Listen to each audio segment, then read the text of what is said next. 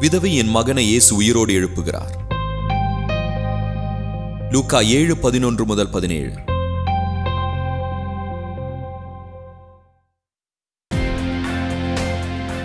மறுநாளிலே அவர் நாயின் என்னும் ஊருக்கு போனார்.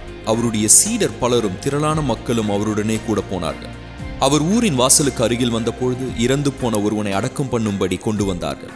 அவன் தாய்க்கு ஒரே மகனாயிருந்தான். அவளோ விதவியாயிருந்தாள். ஊராரில் அநேகர் அவளுடனே கூட வந்தார்கள். கர்த்தர் அவளை பார்த்து அவள் மேல் மனதுருகி, அழாதே என்றார். அருகே வந்து பாடையை தொட்டார். அதை சுமந்தவர்கள் நின்றார்கள். அப்பொழுது அவர், வாலிபனே, எழுந்திரு என்று உனக்கு சொல்லுகிறேன் என்றார். இறந்தவன் எழுந்து அமர்ந்து பேசத் தொடங்கினான். அவர் அவனை அவன் தாயினிடத்தில் ஒப்புவித்தார். எல்லோரும் அச்சமடைந்து தேவனை துதித்து, பெரிய தீர்க்கதரிசியானவர் நமக்குள்ளே தோன்றியிருக்கிறார் என்றும் தேவன் தமது மக்களை சந்தித்தார் என்றும் சொன்னார்கள். இந்த செய்தி யூதேயா நாடு முழுவதும் சுற்றியிருக்கிற திசைகள் எங்கும் பரவியது.